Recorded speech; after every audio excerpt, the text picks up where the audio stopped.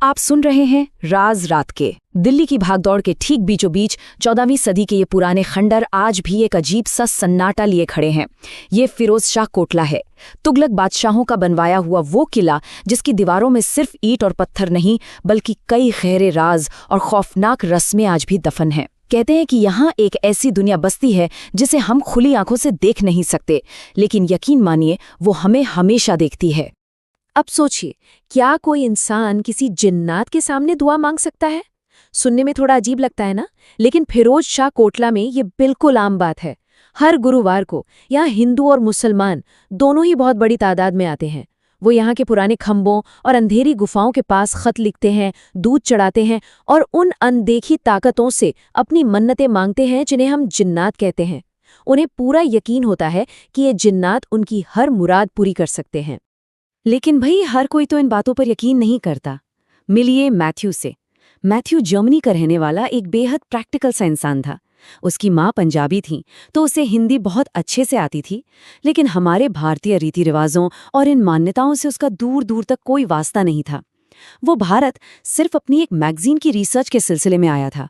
उसके लिए ये जिन्नात, ये दुआएं, ये सब सिर्फ और सिर्फ एक अंधविश्वास था, एक ऐसा मजाक जिस पर वो खुलकर हंसता था।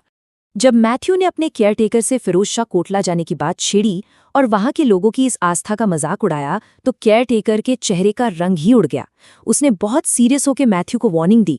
उसने कहा, सर आप वहां जा रहे हैं तो शौक से जाइए, लेकिन अपनी हद में रहिएगा, क्योंकि यहाँ जो बलाएं भटकती है ना, वो आपको माफ नहीं करेंगी। लेकिन मैथ्यू, उसके सिर पर तो अपनी ही अकल का गुरूर सवार था। वो दिन के वक्त कोटला पहुंच गया। दिल्ली की वो भयंकर वाली गर्मी, पसीने से तर-बतर कर देने वाली उमस, और उसके सामने एक ऐसा नज़ारा था जो उसकी प्रैक्टिकल सोच से बिल्कुल परे था। उसने देखा कि एक बहुत पुराने खंबे के पास बनी गुफा के बाहर लोगों की भारी भीड़ जमा है। वो सब वहां पूरी श्रद्धा से दुआएं मांग रहे थे। उस चिलचिलाती धूप में लोगों की ये अजीब सी भक्ति देखकर मैथ्यू और भी ज्यादा चिड़चिड़ा होने लगा था। उससे रहा नहीं गया। उसने भीड़ में खड़े एक शख्स से पूछ ही लिया कि आखिर ये चल क्या रहा है यहाँ। उस आदमी ने बहुत संजीदगी से जवाब दिया, ये जिन्नातों का बसेरा है। लोग अपनी ख्वाहिशें लेकर आते हैं और वो यहाँ पूरी होती हैं। बस इतना सुनना था कि मैथ्यू अपनी हंसी कंट्रोल ही नहीं कर पाया। वो उन सदियों पुराने खंडरों के बीच उन इबादत करने वाले लोगों के सामने जोर जोर से बेतहाशा हंसने लगा। उसे लग रहा था जैसे ये दुनिया का सबसे बड़ा जोक हो। लेकिन उसकी हंसी अचानक उसके गले में ही अटक गई। ठीक उसी पल जब वो ठहाके लगा रहा था, उसे बहुत साफ महसूस हुआ कि किसी ने उसके कंधे पर अपना एक भारी हाथ रखा है, एक ऐसा स्पर्श जो बिल्कुल भी इंसानी नहीं था। मैथ्यू ने झटके से पीछे मुड़कर देखा और उसकी आंखें फटी की फटी रह गईं। वहां कोई नहीं था, दूर दूर तक कोई भी ऐसा इंसान नहीं था जो उसे छू सके। तभी उसी लोकल आदमी ने मैथ्यू को सीधा चैलेंज कर दिया, अगर इतना ही मजाक उड़ाने का शौक है तो आज रात को यहाँ आकर देखना। मैथ्यू ने इसे बस एक सस्ता सा स्कैम समझा और नहीं बोलकर वहां से मुड़ गया। लेकिन जैसे ही उसने कुछ कदम आगे बढ़ाए, ठीक उसके पीछे से एक ठंडी सी आवाज आई, मैथ्यू तुम आओगे ना? मैथ्यू के कदम वहीं के वहीं जम गए। उसने पलटकर देखा, कोई नहीं था, और सबसे खौफनाक बात यह थी कि उस अनजान जगह पर कोई भी उसका नाम नहीं जानता था। इस एक घटना ने मैथ्यू को अंदर तक हिलाकर रख दिया था। वो सीधा अपने कमरे पर गया और अपने केयरटेकर को सब कुछ सच सच बता दिया। केयरटेकर खौफ से कांपने लगा। उसने बिना वक्त बर्बाद किए फौरन एक ताबीज निकाला और मैथ्यू को दे दिया ताकि वो महफूज रहे। मैथ्यू ने उस वक्त तो वो ताबीज ले लिया, लेकिन कमरे से बाहर निकलते ही अपने उसी पुराने गुरूर में उसने वो तावीज गले में पहनने के बजाय बस यूं ही अपनी जेब में ठूंस लिया। रात के ठीक 2 बज रहे थे। दिल्ली की वो सड़क अब पूरी तरह से सुनसान हो चुकी थी। मैथ्यू एक बार फिर वापस फिरोज शाह कोटला के उसी गेट पर खड़ा था। चारों तरफ घना घुप अंधेरा और एकदम घोट देने वाला सन्नाटा। मेन गेट पर बड़े बड़े ताले लटके हुए थे, लेकिन मैथ्यू तो किसी भी कीमत पर उस जगह का सच दुनिया के सामने एक्सपोज करना चाहता था। तभी उसे किले की एक टूटी हुई दीवार दिखाई दी। जैसे ही वो उस टूटी हुई दीवार के पास पहुंचा, अंधेरे में उसे 4-5 लड़के खड़े हुए नजर आए। उनमें से एक ने बड़ी अजीब और भारी सी आवाज में कहा, भाईजान आप इस वक्त अंदर ना जाएं तो बेहतर होगा। लेकिन मैथ्यू कहाँ रुकने वाला था। उसने अपनी अकड़ में जवाब दिया कि वो एक रिपोर्टर है और उनके इस अंधविश्वास का पर्दाफाश करने ही यहाँ आया है। ताज्जुब की बात ये थी कि उन लड़कों ने उसे ज्यादा रोका नहीं, बल्कि उल्टे उस दीवार को फांदने में उसकी मदद कर दी। दीवार फांदकर मैथ्यू ठीक उसी पिलर के पास पहुंच गया जहां उसने दिन में वो भारी भीड़ देखी थी। रात के 2:15 हो चुके थे। उसने अपना कैमरा निकाला और रिकॉर्डिंग ऑन कर दी। वो वीडियो में अपशब्द बोलने लगा, उस पूरी जगह का मजाक उड़ाने लगा। कहाँ है तुम्हारे जिन्नात? यहाँ तो कोई नहीं है, सिर्फ पत्थर है और अंधेरा है। उसका वो गुरूर उस भयानक सन्नाटे को चीर रहा था। वो अपने कैमरे में बोल ही रहा था कि तभी मौसम अचानक पूरी तरह बदल गया। दिन में जो जगह भयंकर गर्मी से तप रही थी, वहां आधी रात को एक बहुत तेज, बर्फीली और बिल्कुल अननेचुरल सी हवा का झोंका आया। और उसी तेज हवा के बीच मैथ्यू की आंखों के ठीक सामने पिलर के नीचे रखी एक बुझी हुई मोमबत्ती अपने आप जल उठी। इतनी तेज हवा में एक मोमबत्ती का अपने आप जलना, ये कोई इत्तेफाक तो नहीं हो सकता था। मैथ्यू की सांसें वहीं अटक गईं। उसने खुद को तसल्ली दी कि शायद कोई ट्रिक होगी। वो कैमरा लिए उस मोमबत्ती के और करीब गया।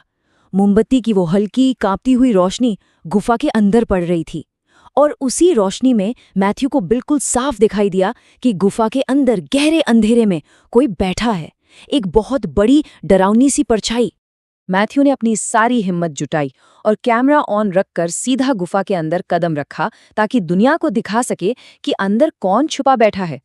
लेकिन जैसे ही वो अंदर गया, वहां कोई नहीं था। वो गुफा पूरी तरह से खाली थी। मैथ्यू का दिमाग सुन्न हो गया।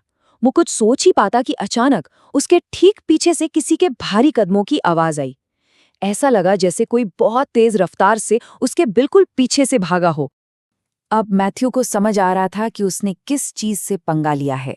जिस अनदेखी ताकत का वो अब तक मजाक उड़ा रहा था, अब वो ताकत उसका शिकार कर रही थी। वो तुरंत बाहर की तरफ भागा, लेकिन बाहर का तो नजारा ही बदल चुका था। चारों तरफ सिर्फ और सिर्फ घना भयानक अंधेरा था। बाहर जाने का कोई भी रास्ता नजर नहीं आ रहा था। एक अजीब सा खौफ उसके सीने को जकड़ रहा था। उसे एहसास हो गया था कि वो पूरी तरह से वहां कैद हो चुका है। वो पागलों की तरह उस घुप अंधेरे में बस दौड़ रहा था, रास्ता तलाश रहा था। तभी दूर एक टूटे हुए कमरे के अंदर से उसे एक हल्की सी रोशनी टिमटिमाती हुई दिखाई दी। उसे लगा शायद वहां कोई इंसान होगा, शायद वहां से कोई मदद मिल जाए। वो अपनी बची खुची जान लगाकर पूरी ताकत से उस रोशनी की तरफ भागा। वो बुरी तरह हाफते हुए उस कमरे में पहुंचा। वहां कुछ लोग मोमबत्ती जलाकर बैठे हुए थे।